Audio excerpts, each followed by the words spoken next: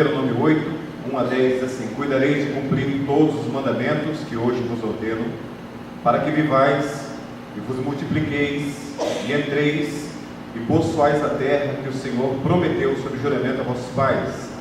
Versículo 2: recordar-te-ás de todo o caminho pelo qual o Senhor teu Deus te guiou no deserto estes 40 anos, para te humilhar, para te provar, para saber o que estava no teu coração, se guardarias ou não os seus mandamentos. Ele te humilhou, te deixou ter fome e te sustentou com o maná que tu não conhecias, nem teus pais o conheciam, para te dar a entender que não só de pão viverá o homem, mas de tudo que procede da boca do Senhor viverá o homem. Versículo 4: nunca envelheceu a veste sobre ti, nem se inchou o teu pé nestes 40 anos. Sabes, pois, o teu coração que como um homem disciplina seu filho, assim te disciplina o Senhor teu Deus.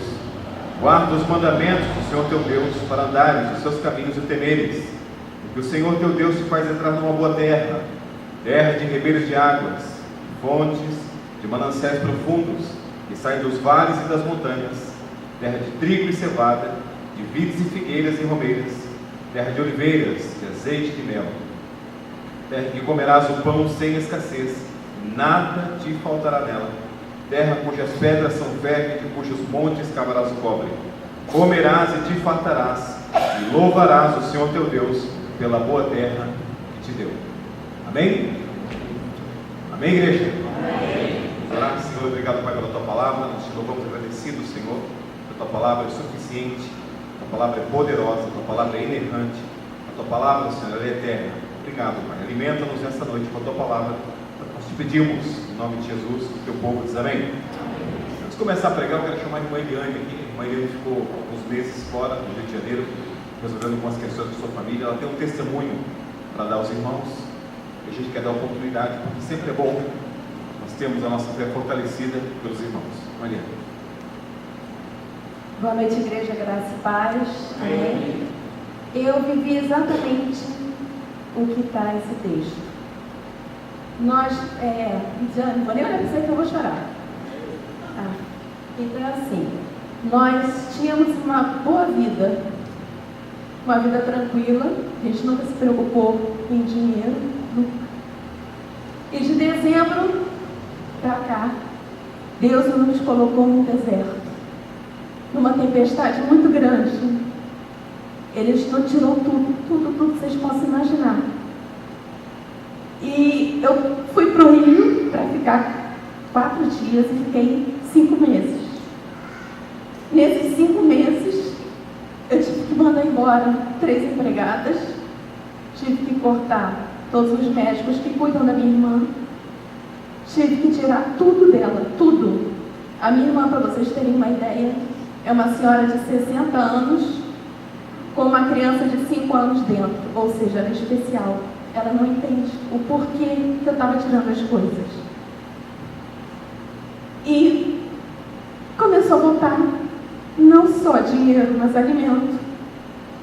Eu emagreci 15 quilos, eu acho que alguns devem lembrar de quando eu era bem gorda. Agora eu estou com 15 quilos a menos. Porque eu deixava para ela, ela não entendia por quê que a comida só tinha aquele pedaço de frango e não tinha 2. Ela pegava a panela e falava, mas só tem 1. Eu falei, come você, eu não estou com fome. E a minha carioca aqui, eu falei, Dani, como é que está a geladeira? Ela falou, mas só tem água. Eu desesperada no Rio. O que eu ia fazer com essa menina aqui? Mas Deus é tão poderoso e tão fiel, que no começo foram 5 meses, os 2 primeiros meses, eu, por não entender, por não saber, eu me revoltei contra Deus. E depois ela mesma foi me ensinando o que eu tinha que fazer. E nos 3 últimos meses eu comecei a ler a Bíblia, tanto que eu li a Bíblia toda em um ano. Agora, veja, em um ano eu li nesses 3 meses. Eu comecei a estudar, eu comecei a entender que aquela tempestade que Deus me colocou era para mostrar que Ele estava presente. Eu aprendi 3 P's nessa confusão toda. A presença de Deus, Ele está sempre com a gente. Tanto que Deus falou para os apóstolos: vamos para a outra margem do lago. Ele estava dentro do barco. Ele estava junto. É o primeiro P, a presença de Deus. A segunda é a paz que Deus te dá em qualquer situação. Pode ser a pior situação, Ele está junto contigo, Ele vai te dar a paz. E o terceiro é o poder dEle. É o poder que Ele tem para falar: cala-te mar, cala-te vento. E Ele me restituiu agora, está restituindo cada vez mais e mais. A gente fica aí dando assim: oi? Aconteceu? E a gente não entendia o porquê disso, mas também Deus não explica. Acontece. Creia. Se você está passando por alguma coisa, só creia. Creia. Deus está com você. Ele te fez mais do que vencedor. Nós somos mais do que vencedores. Eu só queria vir aqui para agradecer a todas as pessoas que me ajudaram muito nessa fase. Gostaria também de agradecer os jovens que deram apoio para a Dani. Gente, sem vocês, nossa, foi assim tudo. As mulheres de fé, as mulheres de oração, incessantes, ficavam toda quarta-feira de joelhos junto comigo. E as crianças, até as crianças já vieram falar com o Dani, que também estavam preocupadas com isso. Então, só quero agradecer muito, muito a igreja, muito. Obrigada.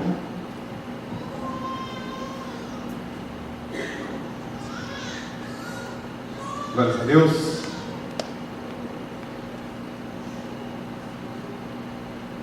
Deixe sua Bíblia aberta em Deuteronômio 8, por favor.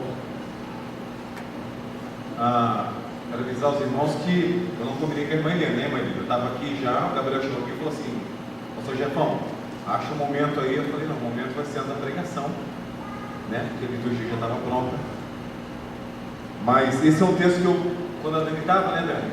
Foi esse texto que eu mostrei para a Dani também, como é especial para mim, se tornou especial para ela, e foi o que a irmã Helena viveu. Vamos aprender com ele. Versículo 1: cuidareis de cumprir todos os mandamentos que hoje vos ordeno, para que vivais, vos multipliqueis, entreis e possuais a terra que o Senhor prometeu sob juramento a vossos pais. A primeira coisa que nós aprendemos é sobre a palavra de Deus. Nós temos um mandamento que fala assim: cuidareis de cumprir todos os mandamentos que hoje vos ordeno, para que vivais. Para que eu e você possamos viver, irmãos, nós temos que viver essa palavra. Viver a palavra de Deus é diferente de conhecer a palavra de Deus. Viver a palavra de Deus é diferente de ter uma Bíblia em casa. Viver a palavra de Deus é diferente de ter um texto decorado no seu coração, na sua mente.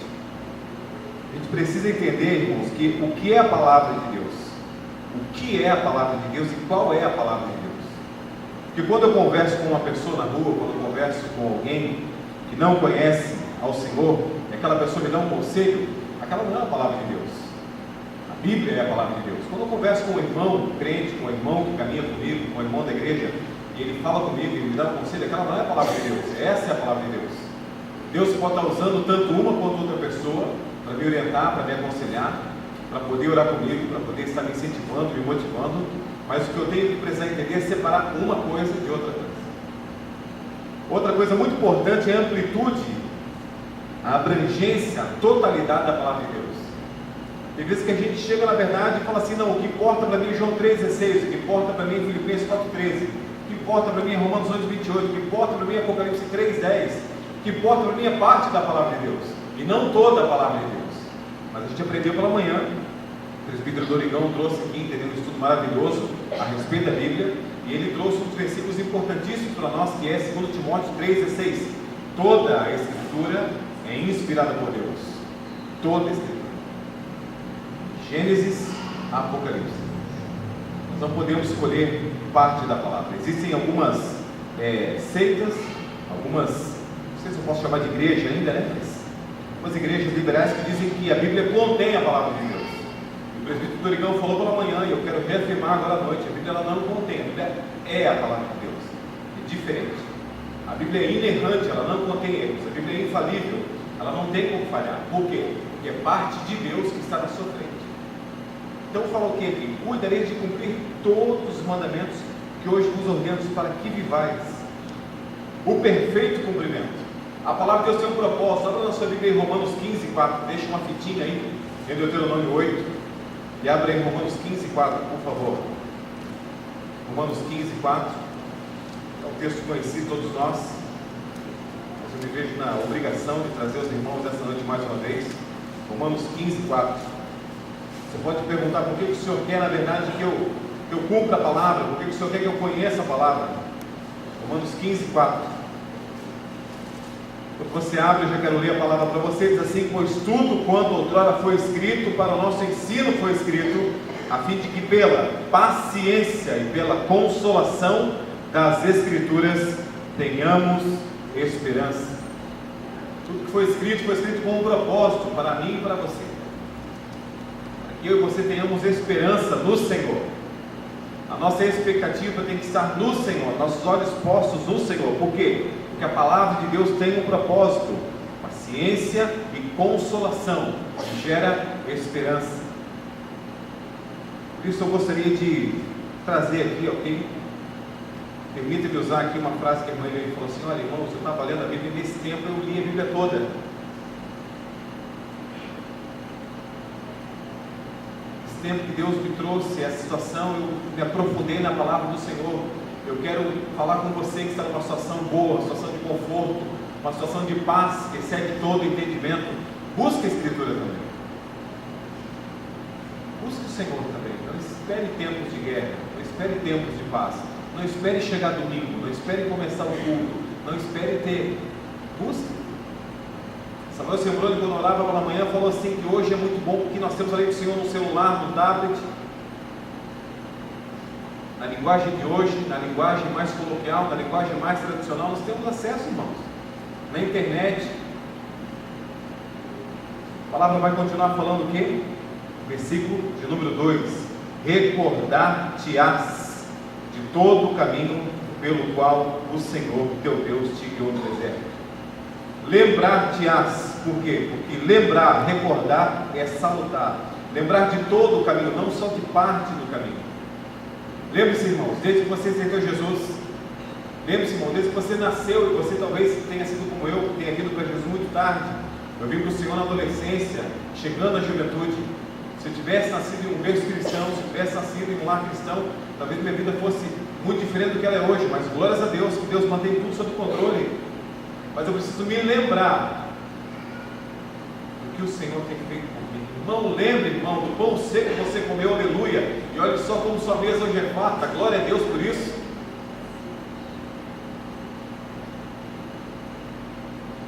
Lembre, irmão, como você andava sozinho, todo mundo falava para você: você não vai casar nunca, olha só que esposa linda Deus te deu, que família maravilhosa você constituiu.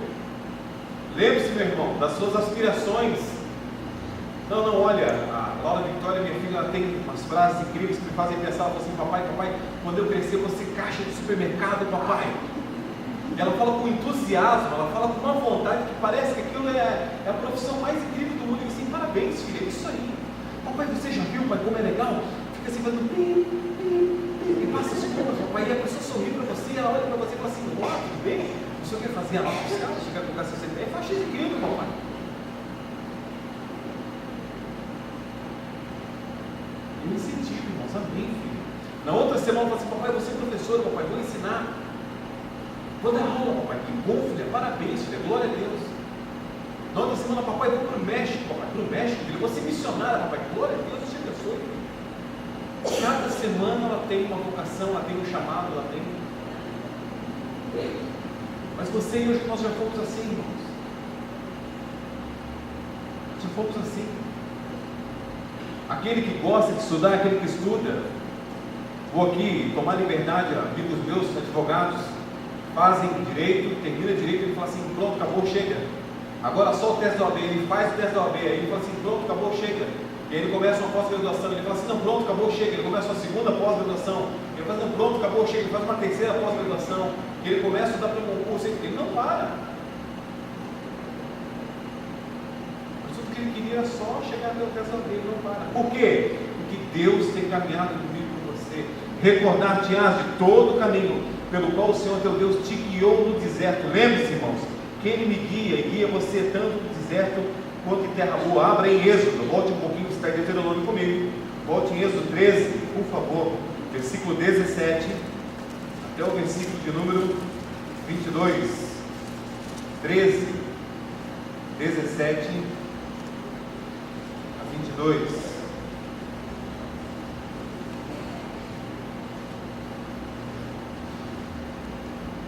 Tendo o faraó deixado ir o povo, Deus não o levou pelo caminho da terra dos filisteus, posto que mais perto, pois disse, para que porventura o povo não se arrependa vendo a guerra em torno do Egito. Versículo 18, importantíssimo para mim e para você nessa mensagem. Porém Deus fez o povo rodear pelo caminho do deserto, perto do Mar Vermelho, e arregimentados subiram os filhos de Israel ao Egito. Também levou Moisés consigo os ossos de José, pois havia este feito os filhos de Israel jurarem solenemente, dizendo, certamente Deus vos visitará, daqui pois levai convosco os meus ossos. E depois partindo de Sucote, acamparam em Etã, à entrada do deserto. O Senhor ia adiante deles durante o dia numa coluna de nuvem, para os guiar pelo caminho, durante a noite numa coluna de fogo, para os alumiar, e a fim de que caminhassem de dia e de noite. 22, nunca se apartou do povo a coluna de nuvem durante o dia, nem a coluna de fogo durante a noite. Nunca a presença do Senhor se apartou de nós durante todo esse tempo. O versículo continua falando, lá em Deuteronômio 8, versículo 2, fala assim, recordar-te-ás de todo o caminho pelo qual o Senhor teu Deus te guiou no deserto estes 40 anos. Há quanto tempo você anda com o Senhor?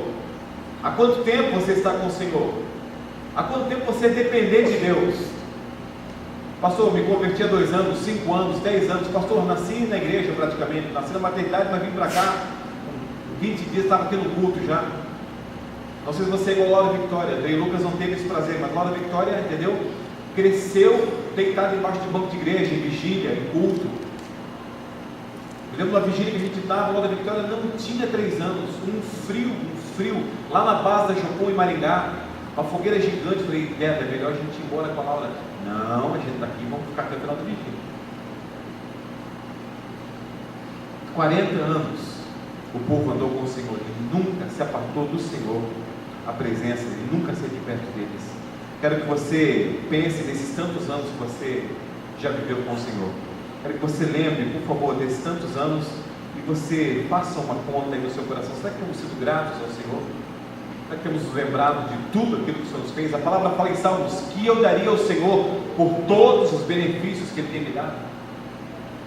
O que eu ofereceria a Ele? Presta atenção, irmãos. Moisés esteve na nuvem quando subiu o Sinai para receber a lei 40 dias e 40 noites, Êxodo 24.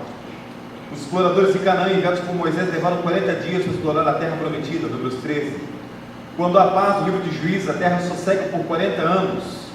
Davi reinou 40 anos, Salomão reinou 40 anos. A caminhada de Elias até Horebe, depois de ter sido alimentado por Deus, durou 40 dias e 40 noites, em 1 Reis 19. Jonas dá a Nínive o prazo de 40 dias para que se convertam. Jesus, depois do batismo, jejuou 40 dias e 40 noites. Durante esse período, quando Marcos foi tentado por Satanás, Atos 1:3 fala que Jesus, depois da sua ressurreição, durante 40 dias apareceu aos discípulos. Mas não significa que Deus tem um número fechado para mim e para você. Não significa que é um padrão.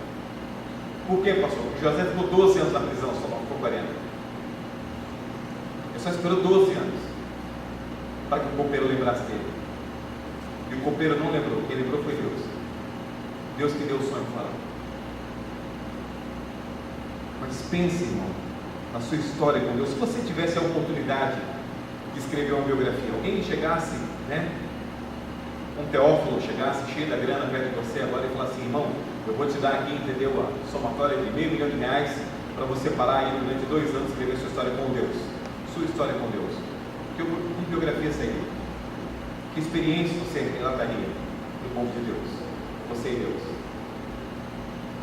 A palavra do Senhor vai continuar em Deuteronômio 8, falando assim, esses 40 anos para te humilhar.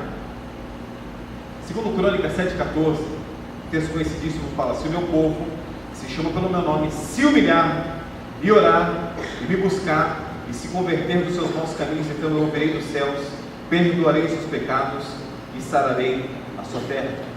Mateus 18, versículo 2 a 4 fala: Jesus chamando uma criança, colocou no meio deles e disse: em verdade vos digo que se não fordes, não se converterdes e não vos tornardes como crianças, de modo algum entrareis no reino dos céus. Portanto, versículo 4, aquele que se humilhar como essa criança, esse é o maior do reino dos céus. Mateus 23, 12, o Senhor ainda fala assim: quem a si mesmo se exaltar, será humilhado, quem a si mesmo se humilhar, será exaltado. Tiago 4,10 fala assim: humilhai-vos na presença do Senhor e Ele vos exaltará. 1 Pedro 5,6 fala: humilhai-vos, portanto, sob a poderosa mão de Deus, para que Ele, em tempo oportuno, vos exalte. Mas ninguém quer ser humilhado, e ninguém quer ser humilhado. Por quê? Porque alguém contou para nós, alguém nos contou, alguém colocou no nosso coração que crente que é crente não é humilhado, e crente que é crente não chora, crente que é crente não passa necessidade, não passa situação difícil. Eu quero te convidar, se você tiver a oportunidade de comprar um livro chamado Desventuras da Vida Cristã, de Philip Yancey. É um livro maravilhoso, não é grande, deve ter 120 páginas, e ele fala somente a respeito das coisas ruins que podem acontecer com pessoas boas, pessoas crentes. E o prefácio dele, vou parafrasear para você o prefácio aqui, ele fala assim: há um grande mal na igreja, uma notícia que foi dada, foi inserida entre nós, onde diz que o Filho de Deus não pode padecer, não pode passar por situações difíceis. É assim que ele começa o livro. Vou só perguntar para você aqui, irmão, só a título de conhecimento, só se você é corajoso, ok? Quem aqui nessa semana passou por uma aprovação? Levante a mão. Passei por uma aprovação. Só você que passou. Erga bem assim para a gente poder entrar nesse. Só aqui a título de quem é corajoso aqui, irmão. Se não quiser também compartilhar, você é livre. Deus te chamou para ser livre, não se tornei escravo de homens, que fala a palavra do Senhor em Coríntios. Quem que chorou essa semana? Chorei, pastor. Chorei.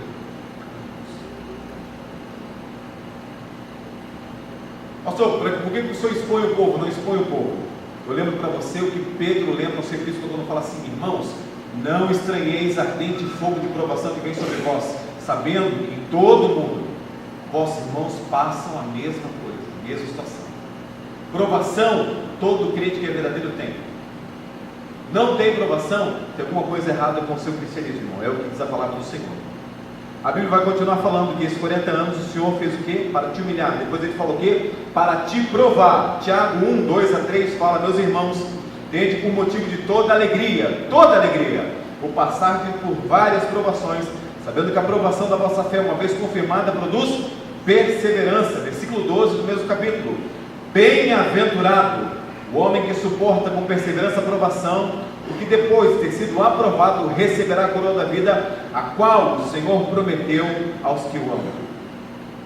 Tiago está sendo corajoso, ousado, intrépido e verdadeiro, porque a Bíblia é verdadeira. Ele não está falando assim: olha, bem-aventurado o homem que passou a provação, porque depois da provação nesse mundo aqui, ele vai, olha, ter várias benesses, várias bênçãos.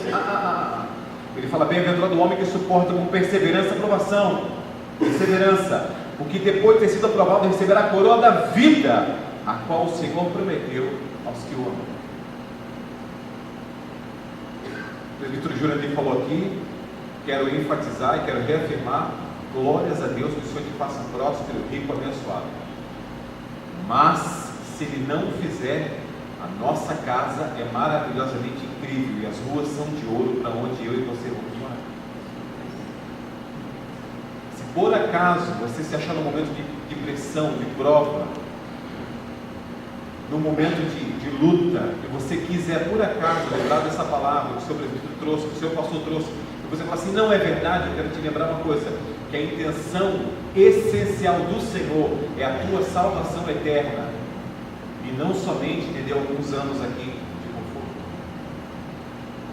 Quero te lembrar que o calvinismo, ok, o presbiterianismo e a Bíblia Sagrada essencialmente diz que Deus os faz ricos, os faz abençoados para sermos abençoadores. Você tem, irmão, você tem e eu tenho, porque a Bíblia fala assim: olha, dá o que te pede, não dá as costas que te pede emprestado. Geralmente nós não fazemos assim. Quando alguém pede, a gente fala assim: olha, eu não tenho, mas a gente tem, eu não tenho. E quando alguém pede emprestado, você olha: Senhor, quem não presta para mim, quem não presta para mim, Senhor, quem não presta para mim. Mas a Bíblia falou o quê? Dá o que te pede, e não torne as costas que tiver emprestado. Deus tem muito mais para nós, irmãos. Deus é todo poderoso, todo querido, mas Ele vai me provar, Ele vai provar você. Por quê? Porque Ele tem um intento nisso. Qual é o intento, qual é a intenção do Senhor em provar e me provar? Diz ali, para saber o que estava no teu coração, se guardarias ou não os teus mandamentos. Gênesis 6:5 fala, viu o Senhor que a maldade do homem se havia multiplicado na terra e que era continuamente mal todo o desígnio do seu coração. Jeremias 17, 9 e 10, texto conhecidíssimo. Quero falar para os irmãos aqui, enganoso é o coração, mais do que todas as coisas, desesperadamente corrupto, quem o conhecerá? Resposta vem no versículo 10, eu, o Senhor, esquadrinho o coração e provo os pensamentos, e isso para dar a cada um segundo o seu proceder, segundo o fruto das suas ações. Por que o Senhor faz isso então, irmãos? Por que o Senhor nos humilha? Por que o Senhor nos prova? Para saber o que tem no nosso coração. Mas pastor Jefferson, Deus é onisciente. Amém, meu irmão, você é incrível, Ele é onisciente, mas Ele quer que você também saiba o que tem no teu coração. Vou perguntar, não me responda, ok? Não levante a mão, não faça nenhum sinal. Alguns de nós ainda jejuam. Alguns de nós ainda oram em jejum. Quando nós jejuamos, acontece uma coisa incrível. Não sei se é só comigo ou só com alguns conhecidos meus, mas parece que tem um negócio que assim, vai fervilhando, vai saindo, sabe? Um negócio ruim. Vai ficar mais nervoso, mais, digo assim, puxa, assim, dor de cabeça é essa, sabe? Quando Deus prova o meu e teu coração, irmão, quando eu e você estamos na prova, a gente sabe muito bem quem nós somos de verdade na presença de Deus. Por quê? Qual é o mandamento do Senhor sobre relacionamento, sobre oração? Vamos lembrar. Entra no teu quarto, fecha a porta, e o Senhor que te vê em secreto te recompensará. Quando orares, faz isso. Por que com a porta fechada no quarto? Porque quando eu falo com o presbítero Manassés, eu automaticamente eu tenho, entendeu, uma posição a manifestar para o meu irmão. Não para o meu presbítero, para o meu irmão, pessoa para pessoa. Quando eu falo com a Ana Kézia, quando eu falo com a Dani Graça, quando eu falo, entendeu, com o Gabriel Ulisses, quando eu falo com qualquer pessoa, e a pessoa pergunta, sim, tudo bem, Jefão? Eu digo assim, tudo bem, mas às vezes não está tudo bem. Mas quando eu entro no meu quarto, eu fecho a porta do meu quarto, eu tranco a porta do meu quarto, e aí ou eu me ajoelho, ou me sento, ou me deito, ou me jogo no chão, ou ergo a mão, e eu choro, cai o quê? Cai a máscara que eu seguro todo dia. Pastor, mentira, pastor, eu não tenho máscara. Então eu quero lembrar você, irmão, você chegou e aprendeu lá com a Sunamita a falar que vai tudo bem, vai tudo bem, vai tudo bem, mas não está tudo bem. Você chegou lá no seu emprego, porque você é crente, todo mundo não é crente, você falou assim, rapaz, eu tenho que manter aqui. E aí, irmão, tudo bem? Tudo bem, glória a Deus, em nome de Jesus, tudo bem, em nome de Jesus, tudo bem. Você até orou para isso. Mas o que o Senhor quer fazer comigo e com você, irmão, é mostrar o que está no nosso coração. Para quê, pastor? Para que a gente corra para Ele. Corra para Ele. Corra para Jesus, irmão. Corra, se joga nos braços de Cristo e fala, Senhor, salva-me porque sou teu, muda meu coração, muda a minha vida. Esse é o real intuito do Senhor, quando Ele me prova, quando Ele me humilha, quando Ele fala comigo, quando Ele me ensina a sua escritura. Ele te deixou ter fome, presta atenção, versículo 3, Ele te humilhou, já falamos, e te deixou ter fome. Muita gente fala assim, olha, crente que é crente não tem fome.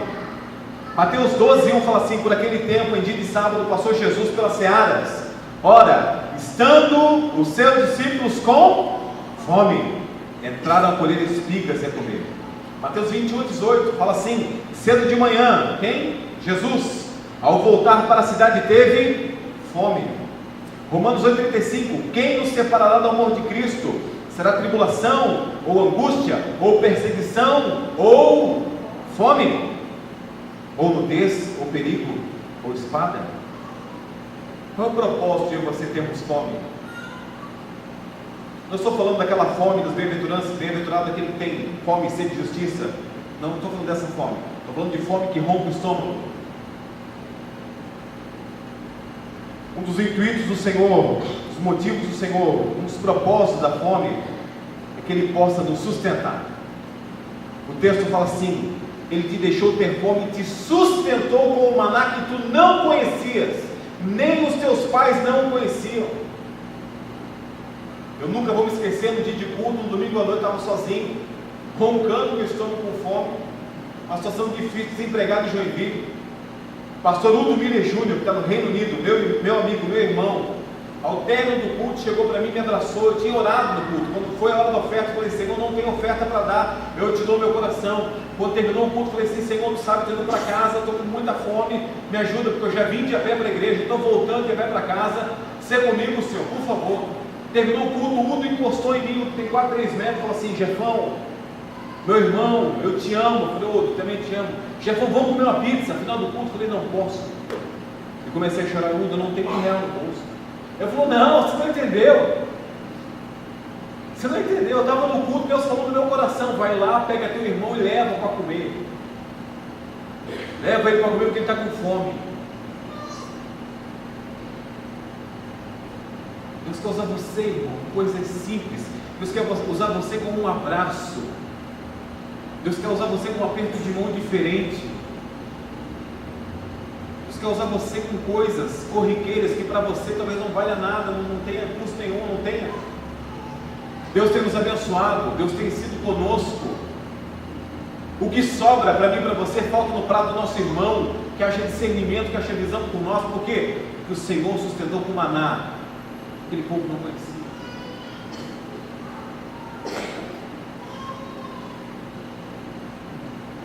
Para te dar a entender que não só de pão viverá o homem, mas de tudo que procede da boca do Senhor. 1 Coríntios 4,9, ainda sobre ter fome, fala assim: porque a mim me parece que Deus nos pôs, não só nós apóstolos, em último lugar, como se fôssemos condenados à morte, que nos tornamos espetáculos ao mundo, tanto a anjos como a homens. Nós somos loucos por causa de Cristo, vós sábios em Cristo, nós fracos, vós fortes, vós nobres, nós desprezíveis. Até a presente hora, olha o que Paulo falou: sofremos fome, sede, nudez, e somos esbofeteados, não temos morada certa, nos afadigamos trabalhando com nossas próprias mãos. Quando somos injuriados, bendizemos; quando perseguidos, suportamos; quando caluniados, procuramos conciliação. Até agora temos chegado a ser considerados lixo do mundo, escória de todos. Não vos escrevo essas coisas para vos envergonhar, pelo contrário, para vos admoestar como a filhos meus amados. 1 Coríntios 4, versículo 9 a 14. Pastor, o que o senhor quer trazer com isso tudo? Versículo 4 fala: nunca envelheceu tua veste sobre ti, nem se inchou teu pé nesses 40 anos. Sabe, pois, o teu coração que como homem disciplina seu filho, assim disciplina o Senhor teu Deus. Deus quer ter relacionamento comigo e contigo, irmão. O relacionamento com Deus acontece da seguinte maneira: ou nós vamos até o Senhor, ou o Senhor vem até nós. Ou o Senhor vem até nós com laços de amor, ou nós vamos ter que sair correndo atrás de Deus. Não sei se já aconteceu com você, quando você era pequeno, quando você era criança. Não sei se já aconteceu com você quando você se tornou pai.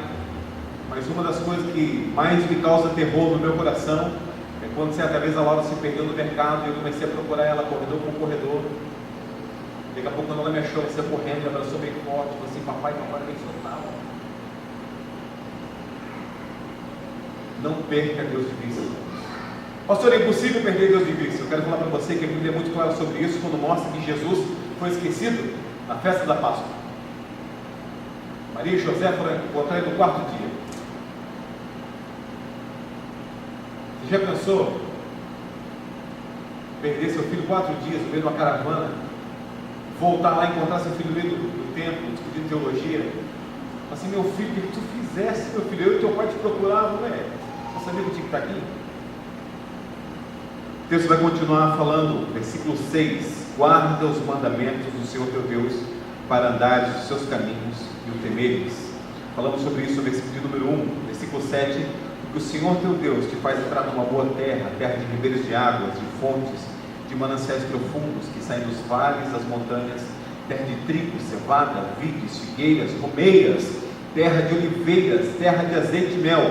Olha a promessa de Deus para mim e para você, irmão: terra que comerás o pão sem escassez, nada te faltará nela. Terra cujas pedras são ferro, cujos montes cavarás o cobre.